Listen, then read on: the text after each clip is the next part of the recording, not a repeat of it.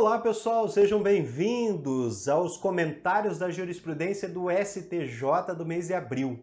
Eu sou o professor Elton Kramer e a gente vai comentar aqui o que ocorreu de mais importante nos julgamentos do STJ.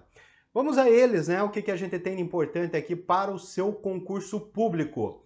A primeira questão aqui, uma questão inédita, uma questão muito interessante, que o STJ julgou a respeito do pagamento de valor fixo, né, o chamado ISS fixo, de sociedades pessoais ou de serviço pessoal.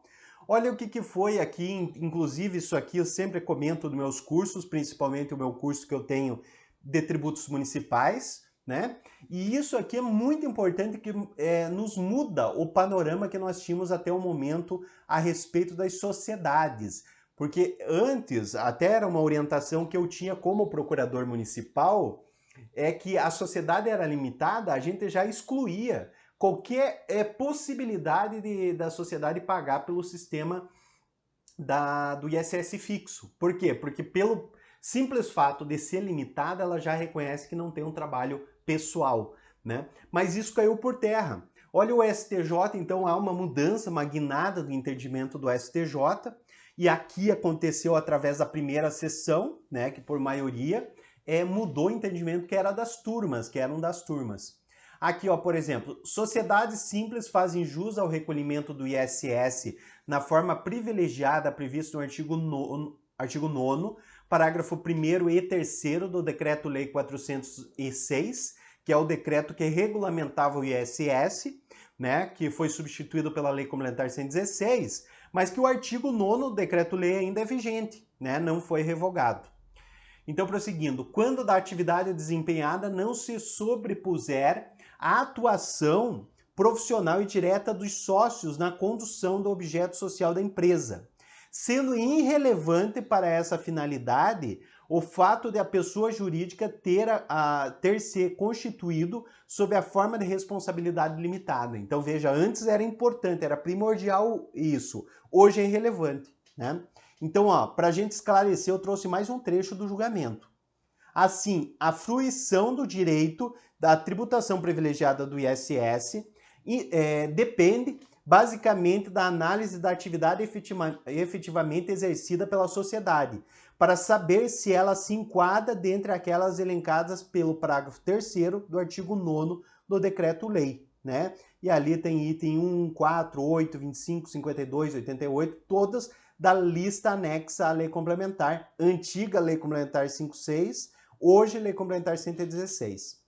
Bem como se perquirisse a atividade intelectual, científica, literária ou artística desempenhada pela pessoa jurídica não constitui elemento da empresa. Ou melhor, nos termos do artigo 966 do Código Civil, que os fatores de produção, circulação e de organização empresarial não se sobreponham à atuação profissional e direta dos sócios na condução do objeto social da empresa, sendo irrelevante para essa finalidade o fato de a pessoa jurídica ter se constituído sob a forma de responsabilidade limitada.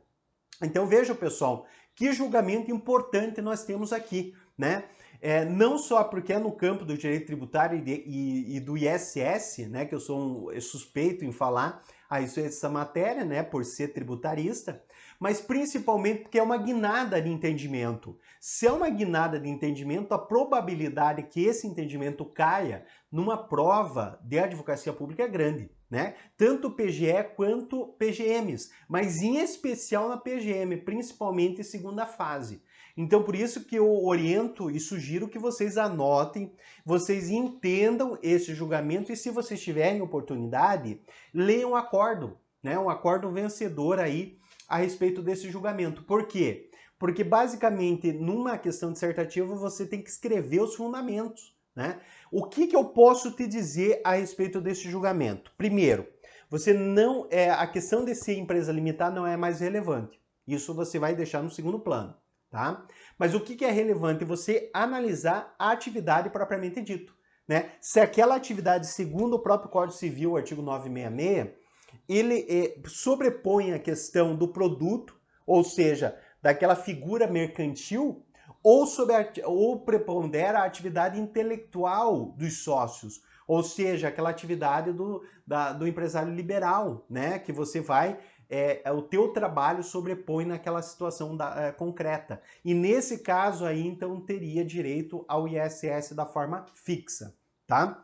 Se você quiser se aprofundar mais sobre esse tema, eu recomendo que vocês leiam basicamente no livro ou Tributos em Espécie ou Impostos Municipais. Ali eu vou tecer comentários mais aprofundados e mais detalhados sobre essa situação.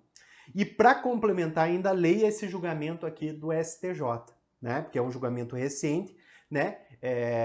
Aí do mês de março e abril, né? E você tem que entender, compreendê-lo para você aplicar na sua prova adequadamente, ok? Julgamento bastante interessante. Outro julgamento que saiu aí no STJ é a respeito do PIS e COFINS, né? E esse, claro, mais interessante para a Procuradoria da Fazenda Nacional, mas que também pode ser cobrado aí esporadicamente em provas estaduais e municipais. Aqui, o que o STJ entendeu? A técnica de creditamento, em regra, não se coaduna com o regime monofásico da contribuição ao PIS e COFINS, só sendo excepcionada quando expressamente prevista pelo legislador, né? No regime monofásico, a carga tributária concentra-se em uma única fase, sendo suportada por um único contribuinte, não havendo cumulatividade a se evitar. Na técnica não cumulativa, por sua vez, a carga tributária é diluída em operações sucessivas, plurifásica, sendo suportada por cada elo contribuinte da cadeia produtiva, havendo direito a abater o crédito na etapa anterior. Então, veja, nessa questão aqui, de você ter o PIS e COFINS não plurifásico, mas monofásico, ou seja, numa etapa única, você não tem questão a se cumprir pela não cumulatividade, porque não há o que se acumular se você tem um único contribuinte. Isso até pode ser estendido para outras situações que envolvam o pagamento de tributo. Então, é mais incisivo na tributação federal. Mas se você tem um tributo aí plurifásico, obviamente que aí há uma tendência de você aplicar não cumulatividade, ou seja, você compensa o que pagou na etapa anterior na posterior, né? Como ocorre no ICMS. O ICMS é um tributo não cumulativo. Então você pagou 10, a próxima etapa você deve 20 e você desconta os outros 10 que você já tinha pago. O PIS e COFINS plurifásico é sim, previsto em lei, né? Agora, numa etapa, numa única fase, que você tem um único contribuinte nessa cadeia, ou seja, você não tem uma cadeia, melhor dizendo, aí não há o que se falar sobre creditamento, né? Então o regime monofásico não se coaduna com o creditamento, ok? Temos aqui um julgamento bastante interessante sobre precatório e RPV. Será que é possível prescrever valores para expedição de novo precatório RPV? Né? Isso aqui eu enfrentei muito quando eu estava no setor pertinente da Procuradoria do Estado, né? Um setor que trabalhava somente com precatório e RPV. Olha esse julgamento aqui como é importante, depois eu vou explicar. É prescritível a pretensão de expedição de novo precatório ou RPV após o cancelamento estabelecido pelo artigo 2º da Lei 13.463/2017. Conforme entendimento da segunda turma dessa Corte Superior, é prescritível a pretensão de expedição de novo precatório após o cancelamento, né, conforme previsto no artigo 2º dessa lei. Nos termos do recurso especial, aqui previsto, né, julgado em 2020, foi estabelecido o seguinte: estabelecem, respectivamente, os artigos 2º e 3º da Lei 13.463, ficam cancelados precatórios e RPVs federais expedidos e cujos valores não tenham sido levantados pelo credor e estejam depositados há mais de 2 anos em instituição financeira. Cancelado o precatório RPV, poderá ser expedido novo ofício requisitório a requerimento do credor. A pretensão de expedição de novo precatório RPV após o cancelamento não é imprescritível. Então isso aqui, pessoal, eu enfrentei na prática muita coisa. É difícil imaginar uma parte que tem ali o depósito do valor da RPV ou precatório e deixe parado no processo. A primeira coisa que ele vai fazer depois do depósito é levantar esses valores. Mas aconteceu vários casos de ficar esse depósito durante anos. Passado 2 anos, essa lei de 2017 diz que vai ser restituído esse valor. e cancelado, né, o precatório. Só que ocorre o seguinte, se você tem essa hipótese, a parte pode vir reclamar depois. Nós tivemos um caso típico, né, similar a esse aqui na Procuradoria do Estado. Aí o que aconteceu? A gente alegou a prescrição e o juiz declarou prescrito esse valor. E realmente se aplica, né, esse valor de prescrição. Então veja, o que foi aprovado pelo STJ? É prescritiva a pretensão de expedição de novo precatório após o cancelamento estabelecido nessa lei, tá? Então é isso que você tem que guardar.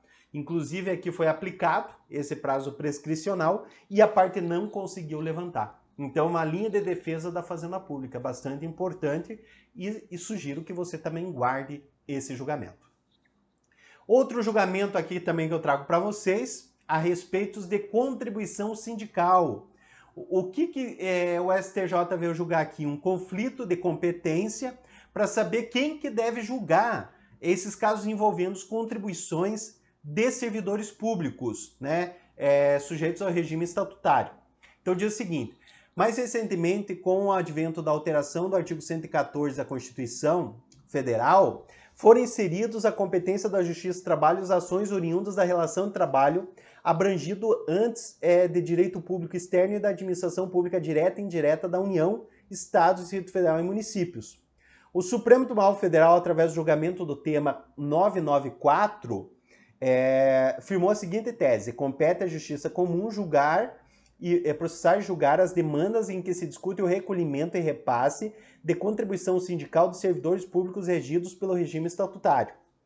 Aí a súmula 222 do STJ compete à Justiça Comum processar e julgar ações relativas à contribuição sindical prevista no artigo 578, deve abarcar apenas situações em que a contribuição sindical diz respeito a servidores públicos estatutários, né?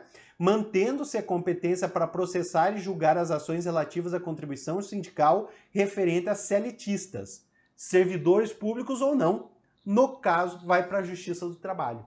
Então, o que ficou sedimentado aqui, pessoal? Somente vai ser competência da Justiça Comum a contribuição sindical dos servidores públicos estatutários, ou seja, aqueles que estão sujeitos ao regime próprio, da Previdência própria. Então, por exemplo, eu sou procurador do Estado do Paraná e estou sob o regime próprio do Estado. Então, a minha contribuição sindical seria, no caso, julgado pela Justiça Comum.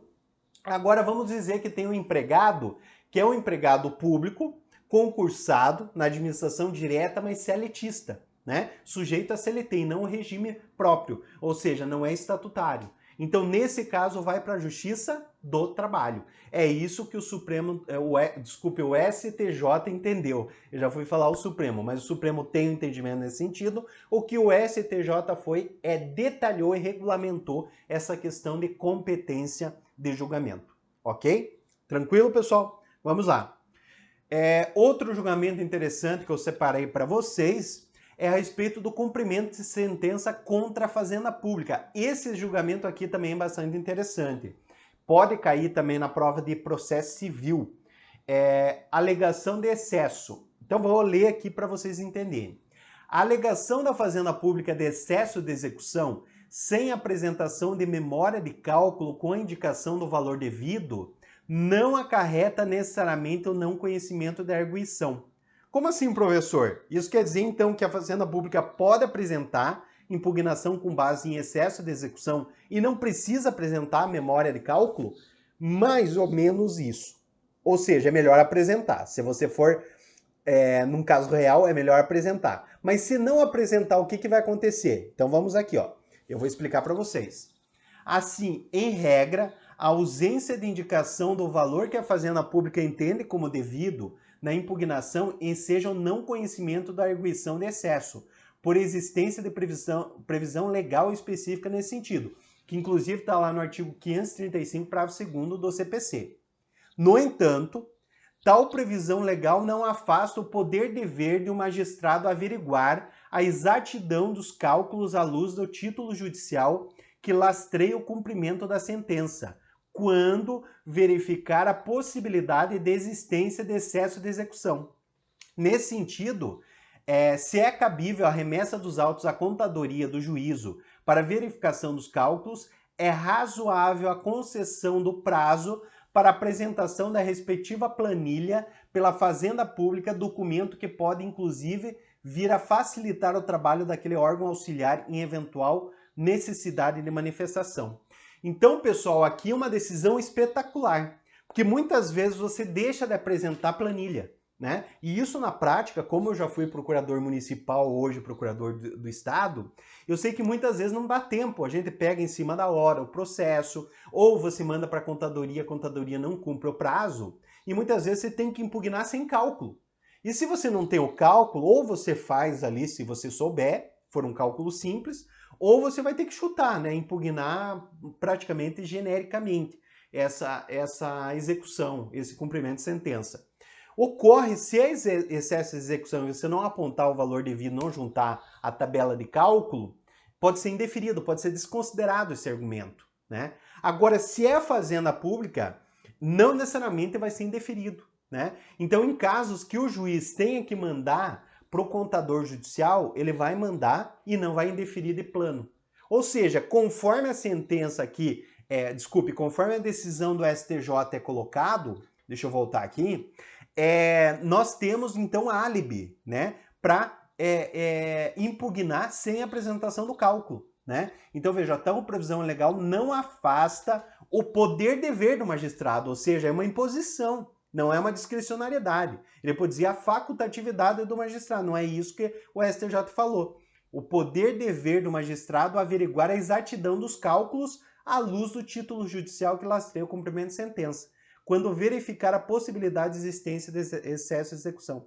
Ou seja, pela linguagem que o STJ colocou, mesmo a Fazenda Pública não apresentando esse cálculo, o juiz tem a obrigação de mandar para a contadoria judicial para analisar se é ou não um caso de excesso de execução. Então é uma decisão muito importante. Para você que já é advogado público, coloque isso aqui, anote nas suas petições. Para você que é futuro advogado público, estude, porque isso aqui é uma decisão para quem é advogado público importantíssimo. Então, uma banca de concurso não vai demorar 2 vezes antes de cobrar esse tema, ok? Tranquilos? Então vamos lá. Próxima decisão sobre transação e efeitos no pagamento de custas. Aqui o STJ entendeu o seguinte: a transação antes da sentença de execução dispensa o pagamento das custas remanescentes, o que não abrange a taxa judiciária. Olha que sacanagem aqui, né? Nos termos do artigo 90, parágrafo 3º do CPC, se a transação ocorrer antes da sentença, as partes ficam dispensadas do pagamento de custos processuais remanescentes, se houver. Isso que está previsto na lei. Diz o STJ, ainda, despesas processuais é gênero, no qual são espécie as custas judiciais, a taxa judiciária e emolumentos. As custas judiciais têm natureza tributária e visam a remunerar os serviços praticados pelos serventuários em juízo. A taxa judiciária, a seu turno, também é um tributo, mas é devido ao Estado em contraprestação aos atos processuais. Olha o corporativismo aqui, né, pessoal? Mexer corporativismo, mas enfim. O artigo 90, parágrafo 3º do CPC é expresso ao referir custas remanescentes. Assim, se a legislação estadual prever o recolhimento da taxa judiciária ao final do processo, as partes não estarão desobrigadas de recolhê-la. Haja vista que não se confunde com as custas processuais e, portanto, não se enquadra nas custas remanescentes. Então, aqui o STJ retirou a questão da taxa judiciária do conceito de custas remanescentes lá do artigo 90, parágrafo 3º do CPC. Então, pessoal, é muito importante isso aqui, pessoal.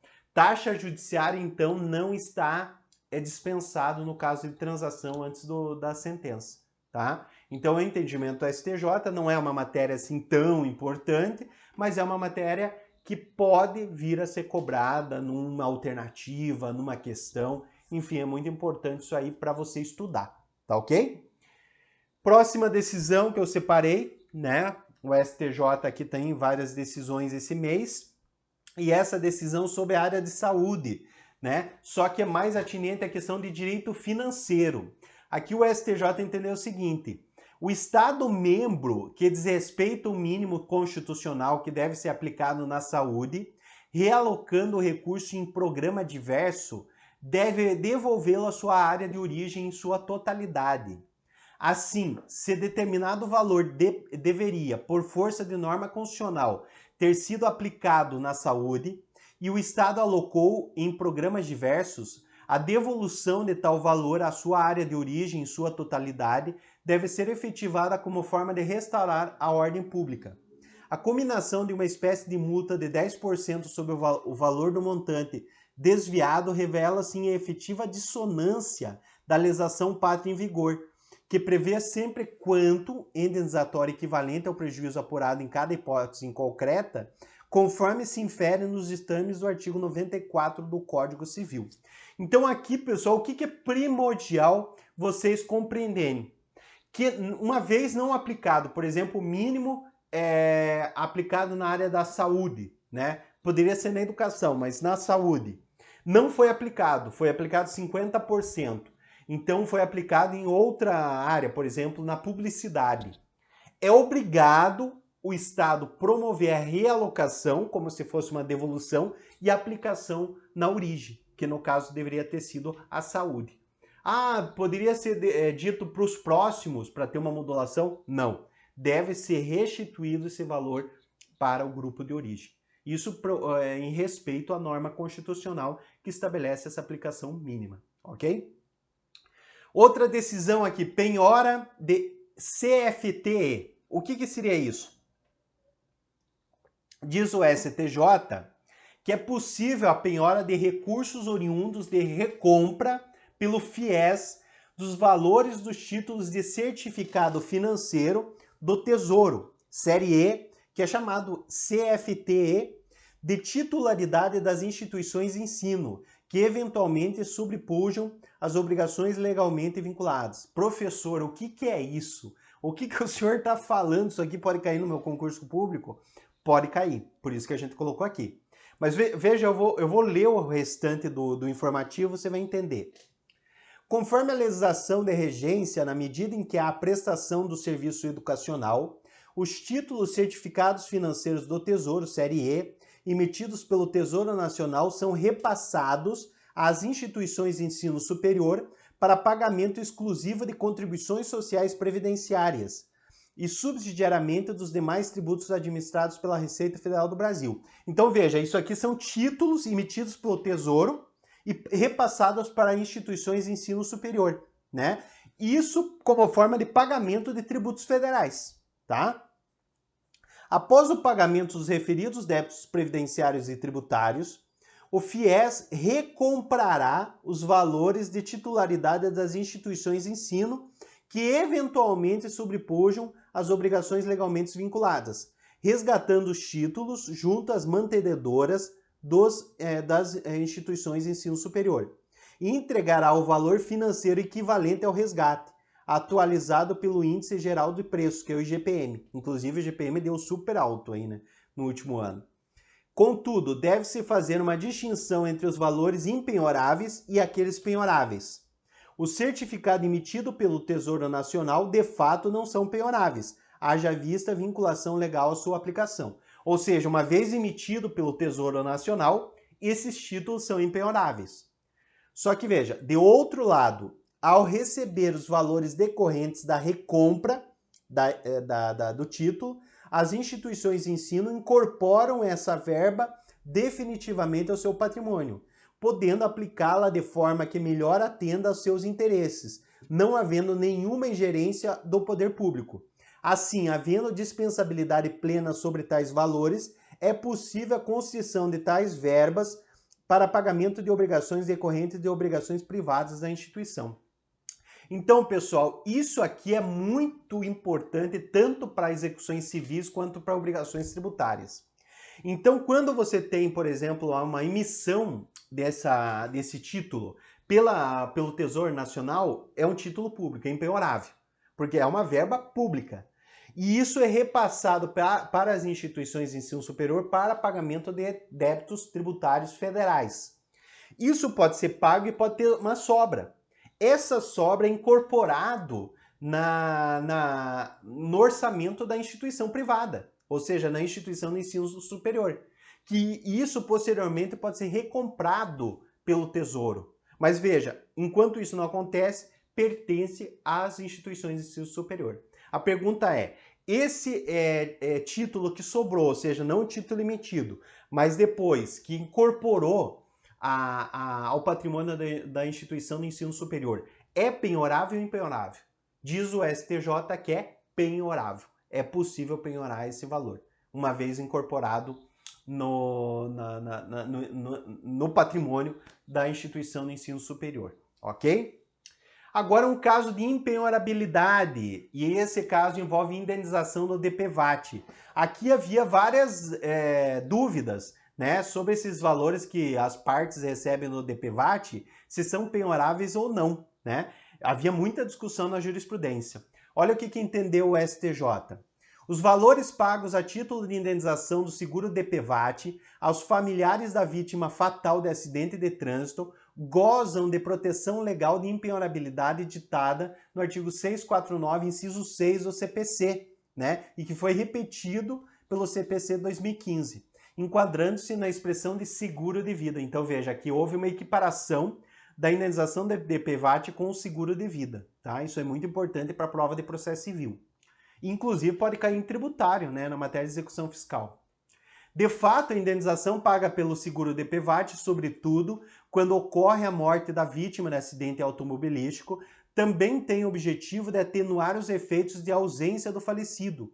Podem ensejar as finanças de sua família, revelando indubitável natureza alimentar.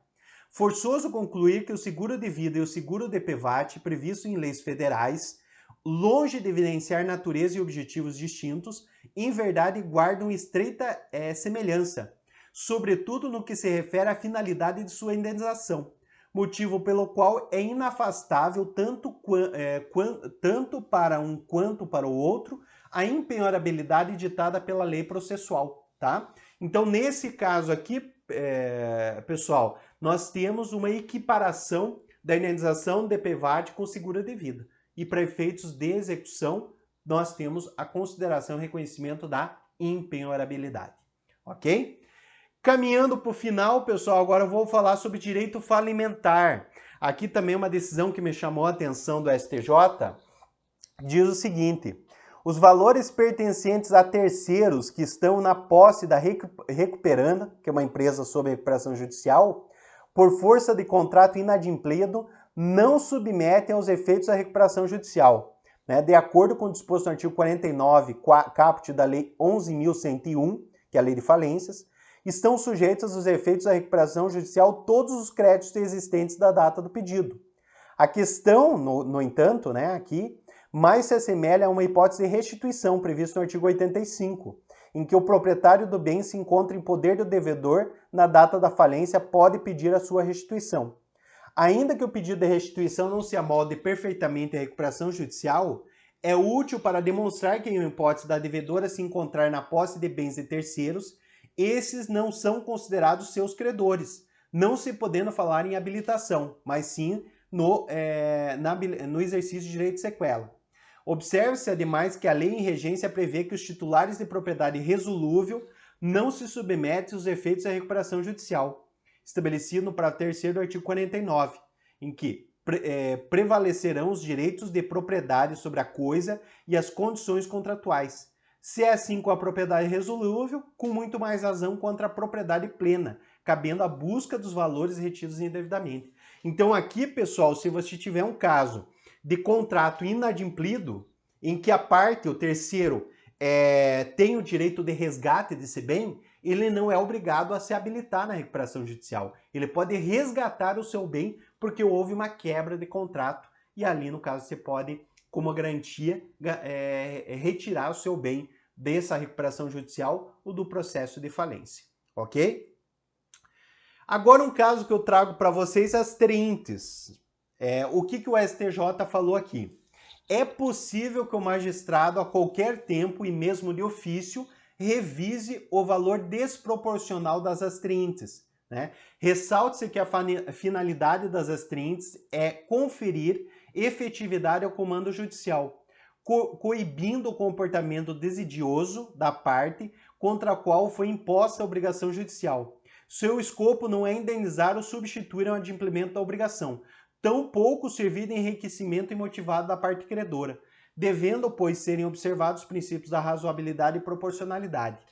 Nessa atuada, a própria legislação que prevê a possibilidade de imposição de multa combinatória autoriza o magistrado a requerimento da parte ou de ofício a alterar o valor e a periodicidade da multa, quando, em observância aos referidos princípios, entender ela ser insuficiente ou excessiva. Isso aqui já estava sendo julgado, pessoal, em outros casos pelo STJ.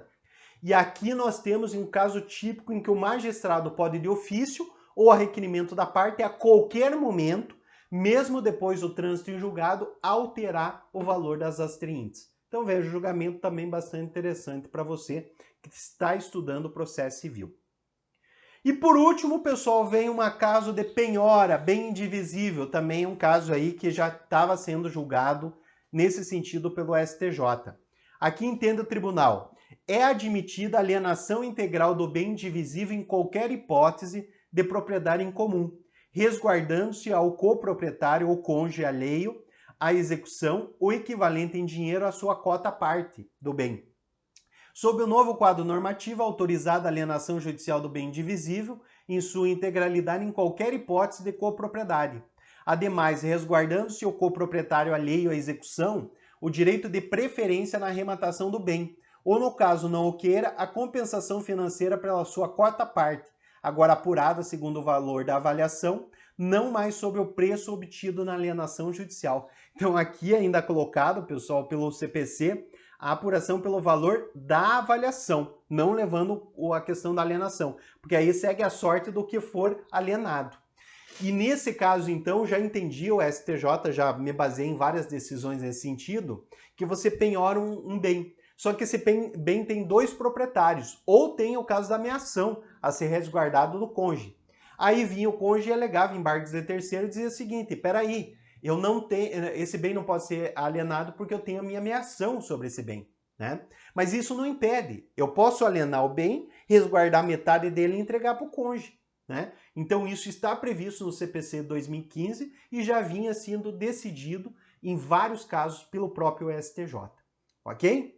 Pessoal, basicamente seriam essas questões que eu queria abordar com vocês a respeito do informativo do mês de abril.